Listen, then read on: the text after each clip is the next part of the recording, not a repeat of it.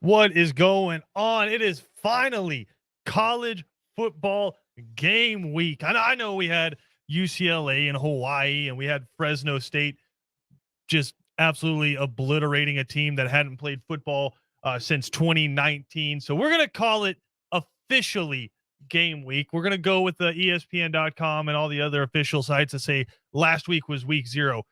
This Saturday, we have Miami and Alabama. We have Clemson and Georgia on the docket. We have a full slate of college football starting on Wednesday and going through Monday. Almost an entire week of college football coming your way. And we're so excited to be bringing that to you here on ESPN Radio. Of course, we'll have plenty of games coming to you throughout the week, along with the Braves, who we'll dive into coming up here in a little bit, as the Braves had a pretty big weekend against the San Francisco Giants. So much to dive into here on ESPN Radio. Glad you guys are hanging out with us here on this Monday afternoon. We have some superlatives to get into for the college football season. That will include some predictions. We have some quotes from Georgia head coach Kirby Smart and quarterback JT Daniels. They were interviewed today, so we'll dive into those here momentarily as Cam Ursery joins us here in the studio. But again, so much to dive into on the show today. Big show coming up on 3 and Out a little bit later. We'll be joined by Orson Charles, former Georgia tight end and NFL tight end. He'll join us and give us his perspective. He played against the Tigers back in the day. And then speaking of the Tigers, we'll be joined by former Clemson defensive lineman Rennie Moore, also former Camden County Cat defensive lineman. So we'll break down the big matchup coming up in Charlotte with both of those guys. But as I mentioned, Cam Ursery, kind enough to join us here on second down as we wait for him to pull down his microphone. Cam, we appreciate you joining us. No problem. No problem. Look, busy morning? Yes, busy morning. Had to make some business runs. Busy morning. Yeah, my man's just staying on top of it. So much again to dive into. But hey, it's finally game week. We had game day last week, which I thought was cool. They did it from the old Turner Field. Now I think it was Georgia State Stadium, and now I'm pretty sure it's named after a credit union or a bank or something like that. But we had game day. It was good to see Lee Corso back. It was kind of like a warm-up Saturday. Mm-hmm. How much football did you consume this past Saturday? Honestly, not really a lot. Not a lot of football. Hawaii and UCLA didn't do it for you? Oh, nah. I seen that was a pretty bad blowout with Hawaii and UCLA, but I mean, it didn't really do much for me. I'm just glad football is back. I got to catch some of the Falcons game yesterday. Saw Pitts get his 27-yard scamper, and yeah, he got his one touch, and that was it. And then Josh Rosen, he looked he made a few impressive throws. I said that's my QB2 right there. Oh, so, he's already like locked up as your QB2 right now. I'm going to be a little bit biased. I don't think he's gotten a fair shot, but I consumed a little football, but definitely a big dosage of football this weekend. Yeah, I'm going to be locked in from about 8 o'clock in the morning until midnight, maybe even later. Yeah, depends on if I'm up chasing or not. It's going to be it depends if Clemson, if Georgia beats Clemson, I might do my own celebration by myself because I want to be by myself watching that game. But if they lose, just in case they lose, yeah. If they lose, you guys can catch me at Cam Ursery ESPNC. It'll be a lot of dialogue. You'll be in your feels on Twitter. Yes, I'll be very upset. I'm, calling people out. I'm pretty upset, man. So we should do a Instagram live. That seems dangerous. After the game, it's dangerous. It could go. That seems really dangerous. It could go really good. You might be really emotional. It go really good or really bad if they win. That might be a good idea for content, but it could be really dangerous, like Cam's last night on at ESPN Radio. Nah, it won't get that bad. It won't. It'd be good for content if they win. It would be it'd be a positive live stream. If they lose, it'd be a lot to dissect. As I quoted here, this is going to be a big game for them. I think I know you don't agree with me. I think it's make or break, man. You got to win. This is a must win for Georgia. It's literally not, but it, in my opinion, it does because I think it's a tone setter. It pushes you over. For those of you edge. At home who can't see Cam, he has like both hands clenched right now. I know. I'm big about you got this. A whole week to go. You gotta I'm Gotta big. stay I'm even. big about this. This is a tone setter because if you beat Clemson, now the landscape of college football is like, oh, okay, Georgia's they're not playing this year. I'd This is agree with not that. regular Georgia. This is not Georgia where they lose to South Carolina on homecoming. This is Georgia, like they're here. But if you lose to Clemson, it's going to be the same old, Georgia can't beat Clemson. They can't beat Bama. They're always 4 or 5-ish. They're there, but not there. So if they win this, it's going to be huge. Huge. Again, we have some quotes to dive into from Kirby Smart and from JT Daniels. Also, Nakobe Dean took the microphone stand as well. So we'll dive into all of those. But, man, just looking at it, I said, starting Wednesday, you have football on Wednesday, 7:30 ESPN, UAB versus Jacksonville State. That one in the Montgomery kickoff. UAB is a program to watch. They're obviously not going to be competing for a college football playoff berth, but they're a program that their school was ready to completely shut down football. Yeah, I remember. And the community and basically the entire country got behind them. They brought it back, and now they're a really good football team. That one's on Wednesday. And then Thursday, I think we have a really good slate.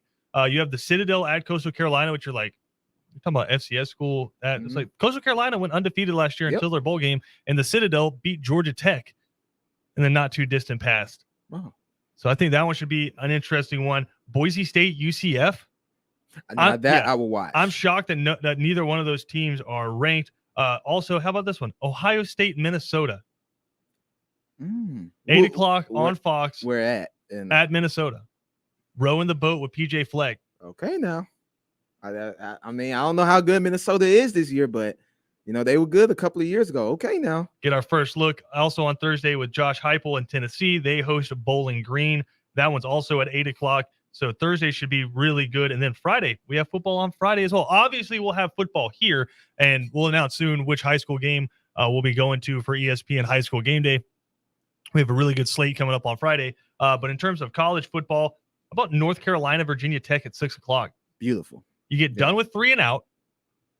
Yeah. You obviously keep the radio on ESPN radio, but you flip over on the TV. North Carolina at Virginia Tech. Is Sam Howell for real? Because he lost his top 2 rushers and his top 2 leading receivers.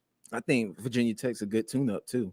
This is that's a good matchup for Justin Fuente. This is, I think, a make or break year. I think he's one of the coaches that's on the hot seat right now. Also coming up on Friday, you have Michigan State at Northwestern, which again unranked teams, but you're starting off with a conference game, and Northwestern played in the Big Ten championship last year. I mean, they let I'm already forgetting his name. The running back from Oklahoma that transferred to Ohio State. Trey Sermon. Trey Sermon, thank you. Let Trey Sermon run for like 800 yards against them in the Big Ten championship. Yeah. So Michigan State, Northwestern on Friday, and then obviously the Saturday slate's just nuts. But I want to kind of like set up like the viewing experience, right?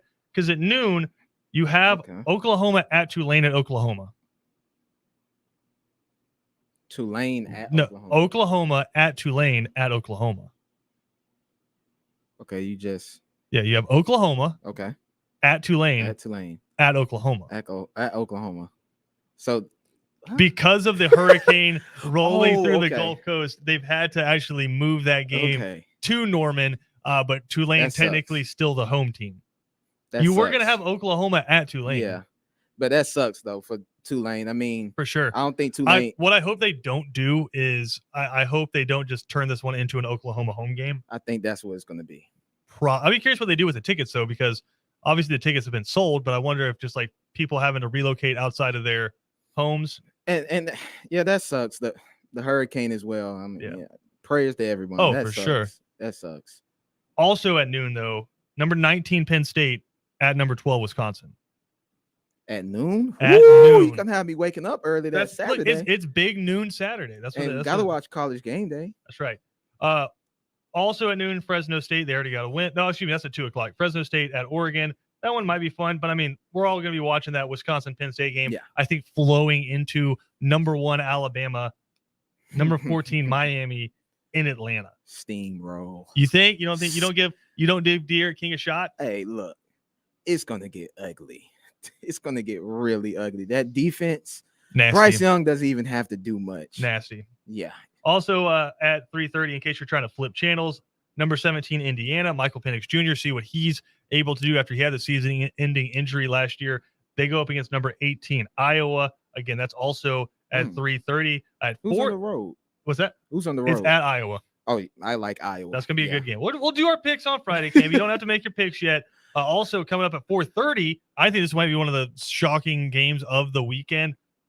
Number 23 Louisiana at number 21 Texas. Upset alert. Louisiana lost one football game last year, and I believe they have 20 starters coming back.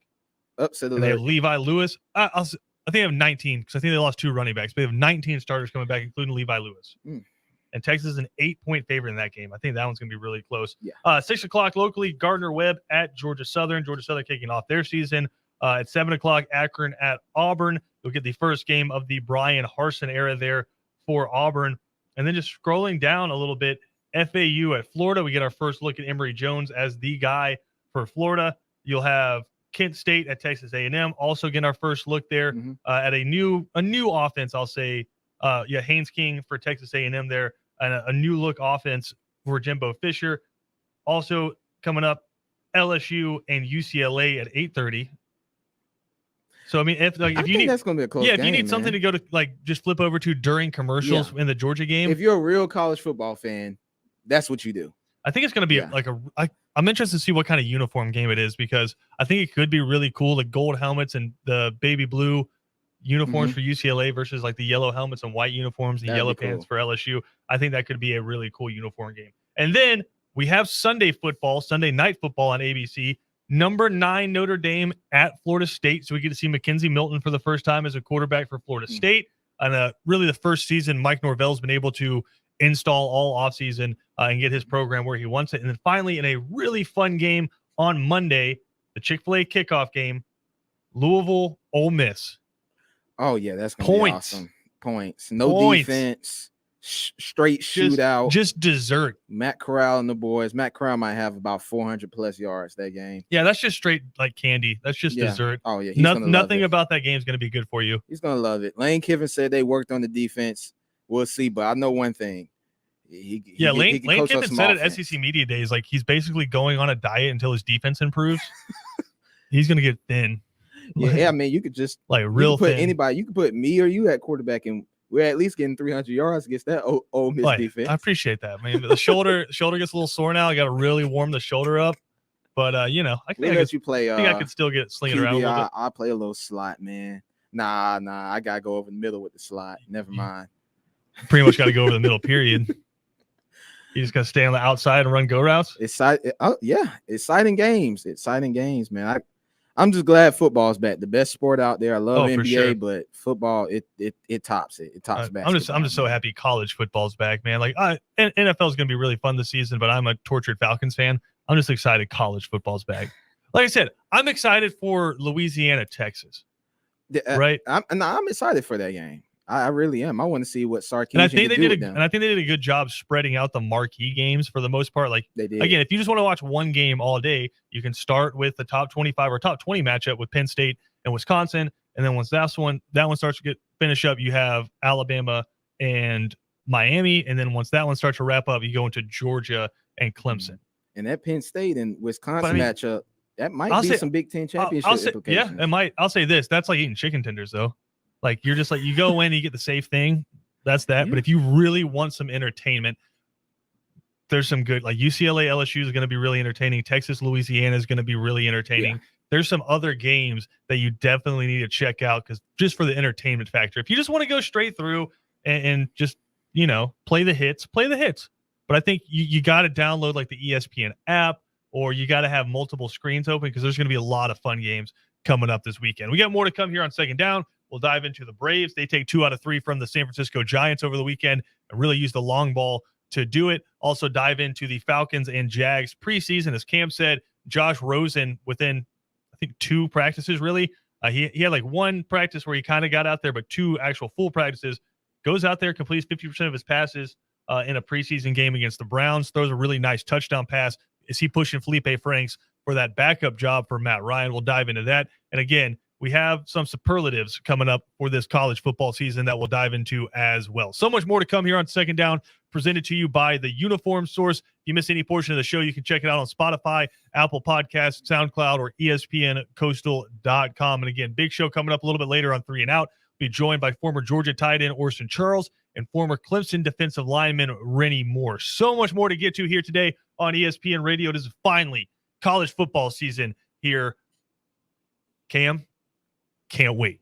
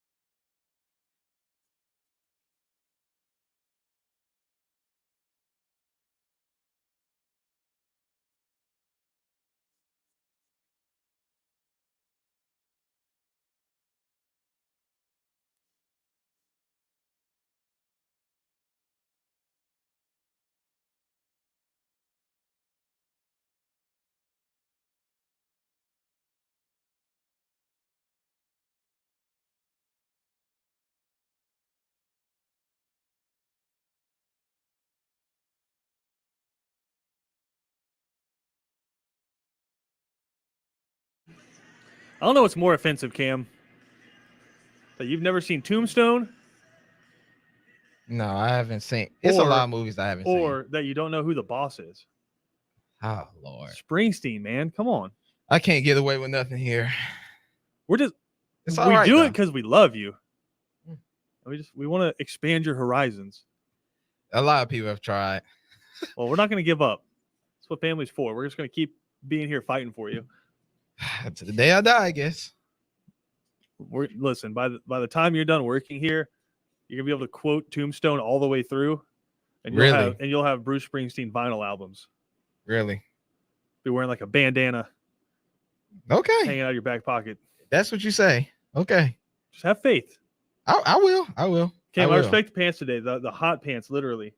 Fire red, man. Yeah. For those of you, Flaming. again, for those of you who can't see Cam right now, Flaming. just imagine like a Hot Wheel Flames, but it's those are the shorts. So Cam came in fired up for college football season. Passionate. We were talking about Josh Rosen there in the last segment, and I did want to dive into that a little bit more. Again, the Falcons signed him. I believe he got cut by the 49ers, or he got cut. Yeah, he got cut by the 49ers once they started rotating in. You see what they're doing? They're going like one play at a time with their two quarterbacks right now, Jimmy Garoppolo and Trey Lance, basically running them in there like flexbone quarterbacks. It's been pretty interesting to watch, especially in the Jimmy NFL. G should feel disrespected, but I don't think so. I don't.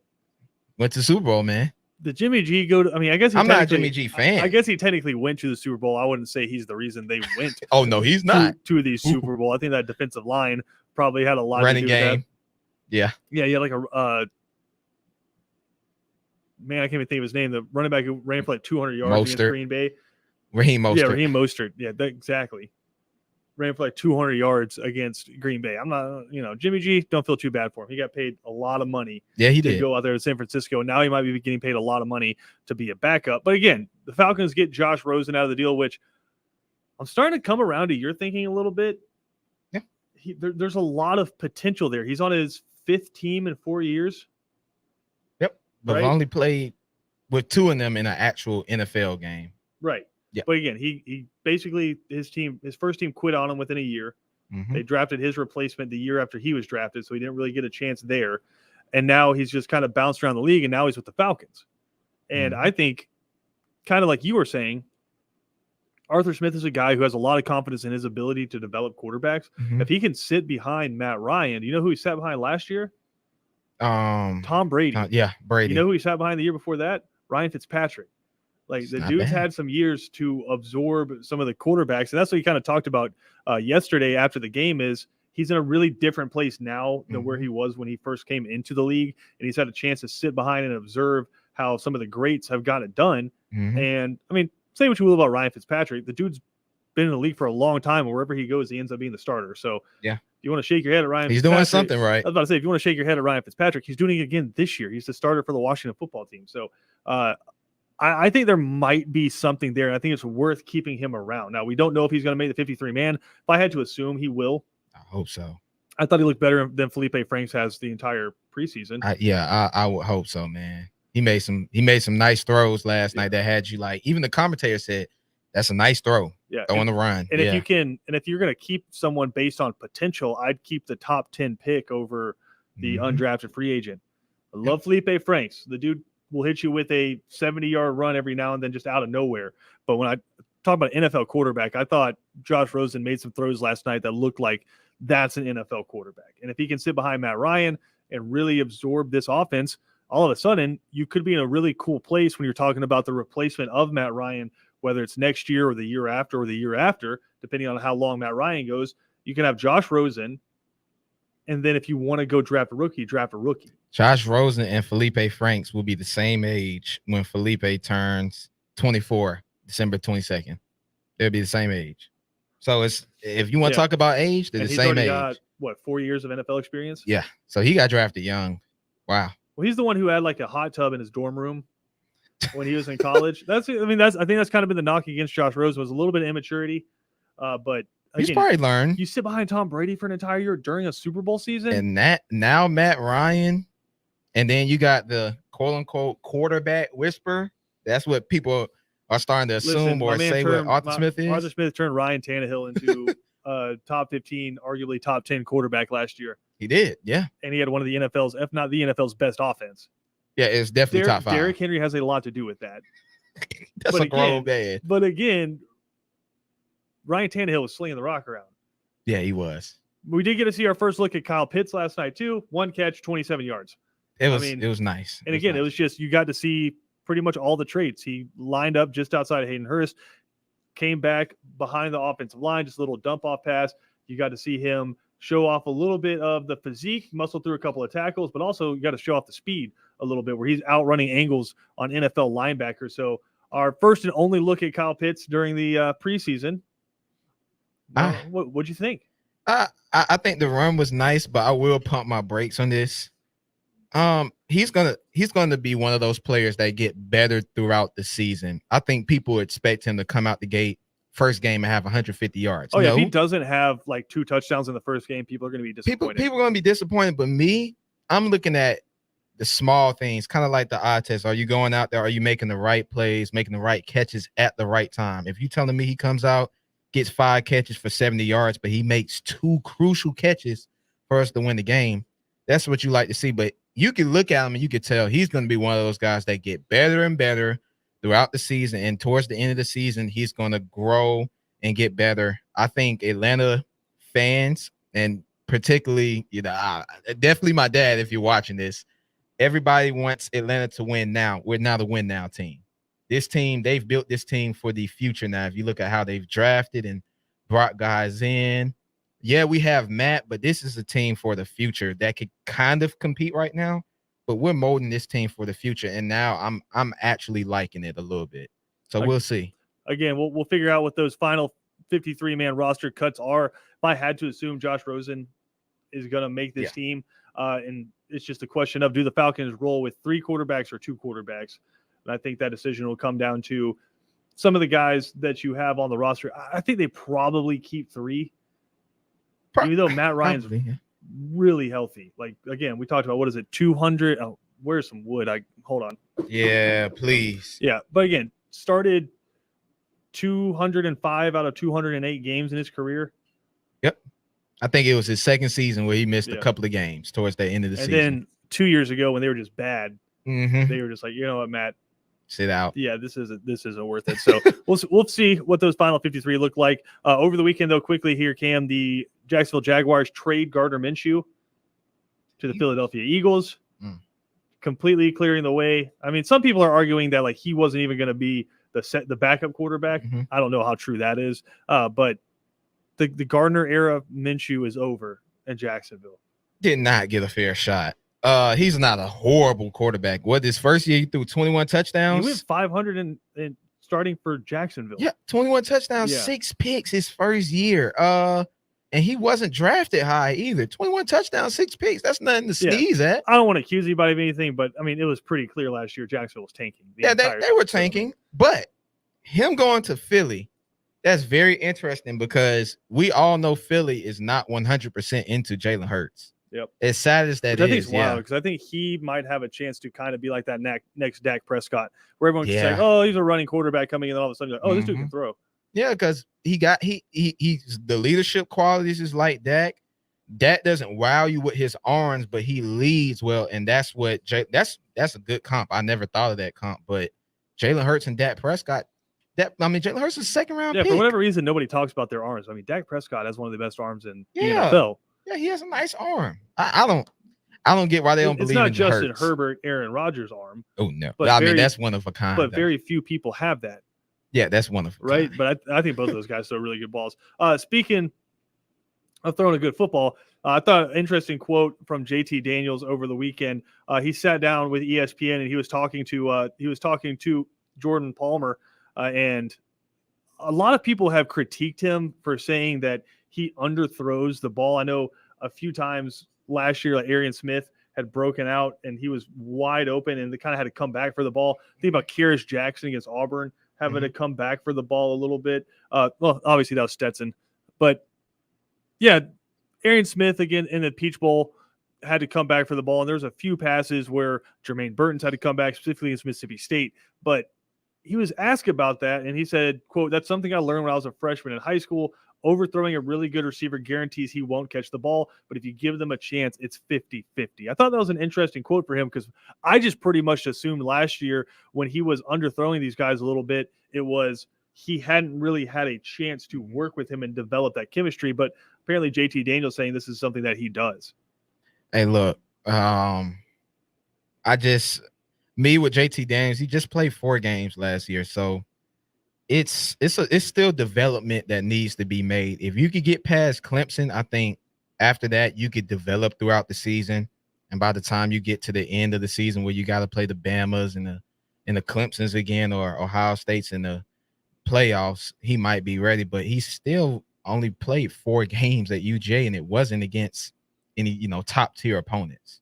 He would go on to say, "We know what my strengths are. My strength being will always be in the right play." I think that was a pretty strong statement. That's saying basically he has comfort signaling in and out of plays with this offense. Now, he says, I know what I'm going up against. I know what I'm seeing, and I can get our guys in the offense on the right page and be that primary distributor. And Kirby Smart actually followed that up, saying that's exactly right. I love the fact that he's a football junkie. He enjoys watching tape and analyzing the tape and knowing what defenses are in. Each week, I like to quiz him and say, what do you see out of this bunch, out of this group? Now, I think that's really interesting because when we spoke to him at SEC Media Days, this is exactly what he was talking about, where we were talking about, hey, what is your first thing that you're looking at from a defense when you step out there? Now, depending on which offense you're in, if you're in some of these spread RPO offenses, 90% of the time, the quarterbacks are keying on one thing.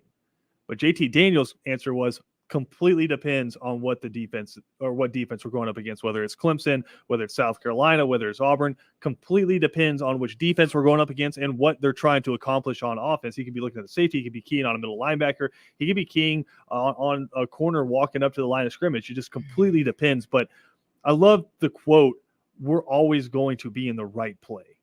That shows me a quarterback that has a complete grasp of an offense that last year he didn't have a ton of time when healthy to dive into. Nah, I mean, that makes me feel good because even last year he came in kind of like the heat of the season and he looked better than I've seen any quarterback play for Georgia the last 2 years. I love Fromm.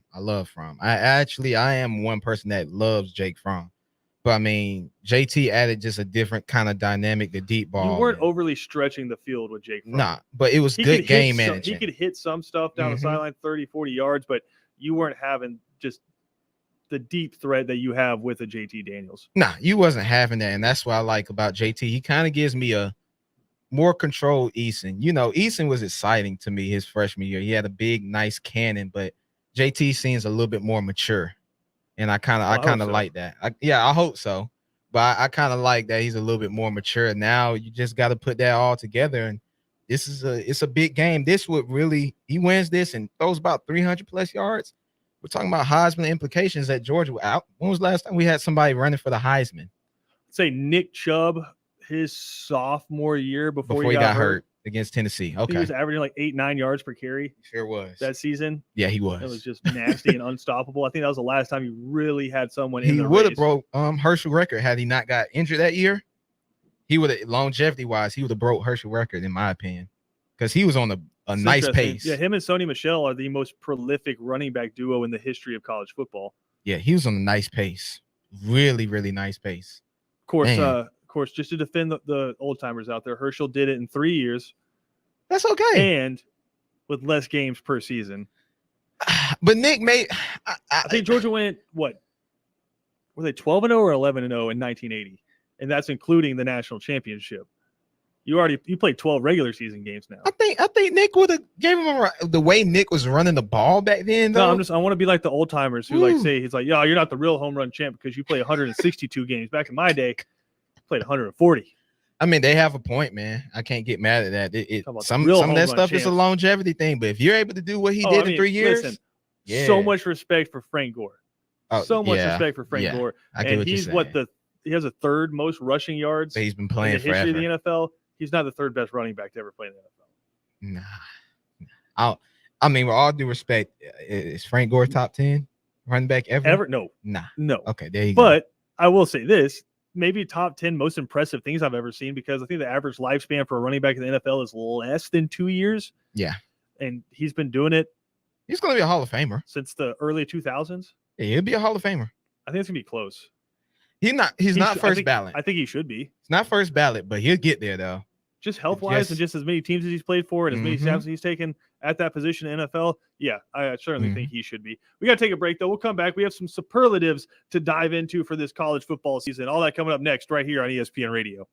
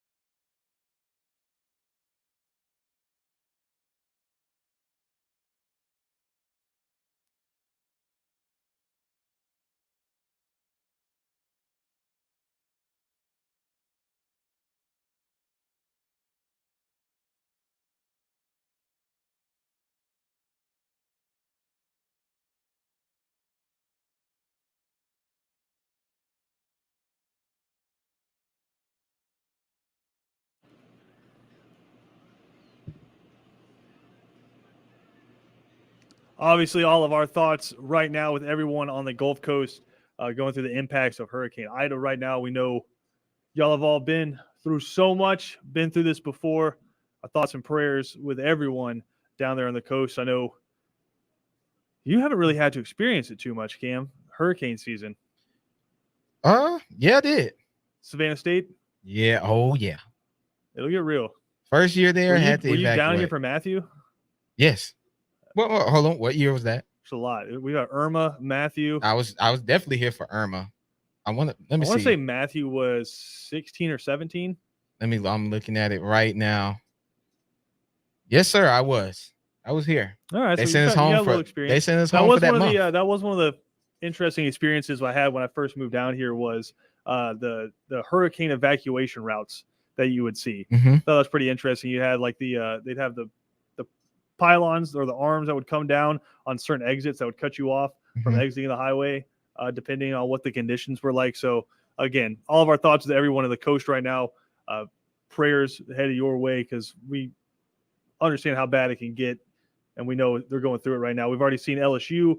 They've moved off campus to continue practicing. We talked about it. Oklahoma at Tulane at Oklahoma. They're going to play that game in Norman now. So it's interesting because we've had a lot of football seasons before down here, specifically high school, where you've seen teams have to play 3 games in 2 weeks because they were off for 3 weeks because of hurricanes. So again, that sucks. We've been really fortunate this year, and we're grateful for it. But our thoughts are with everyone in the Gulf Coast right now. All right, Cam, we have some superlatives coming up for college football. It's here. The season's here. No more previews, none of that. It's time to actually break it down. So the first one I need to know from you, Cam, in your mind, which coach is under the most pressure in 2021? Oh, this is easy. Kirby Smart. Really? The job security is not in danger, but you still think he's under the most pressure? It's not in danger. Oh, he's definitely under the most pressure. And I'll make this quick. Clemson, not returning the starting quarterback. Ohio State, not returning the starting quarterback. Nor is Alabama. Oklahoma's bringing their starting quarterback back, but that's it.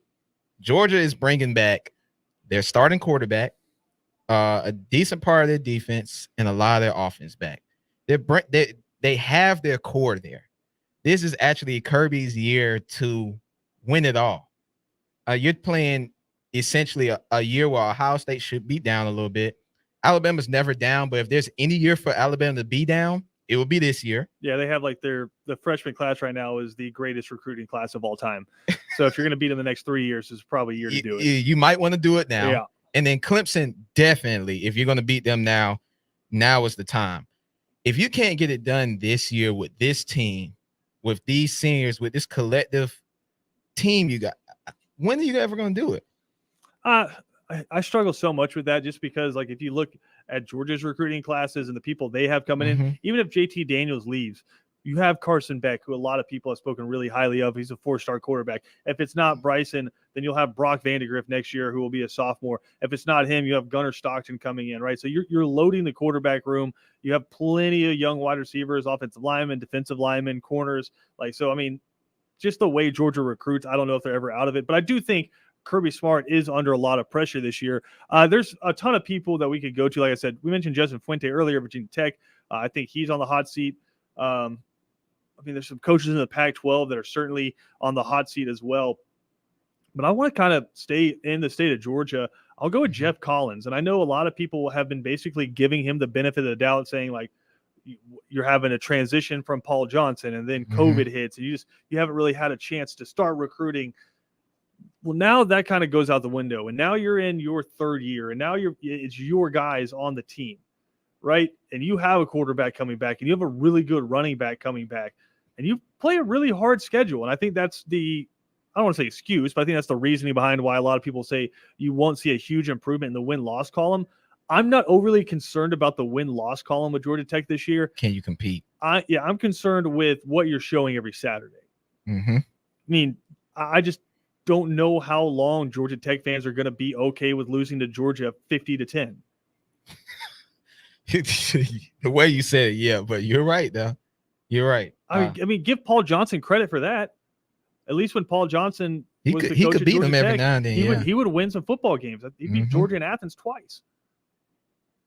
No, you're right. I can't get mad at that. You're right. So, I mean, I feel like this year you need to see that step forward.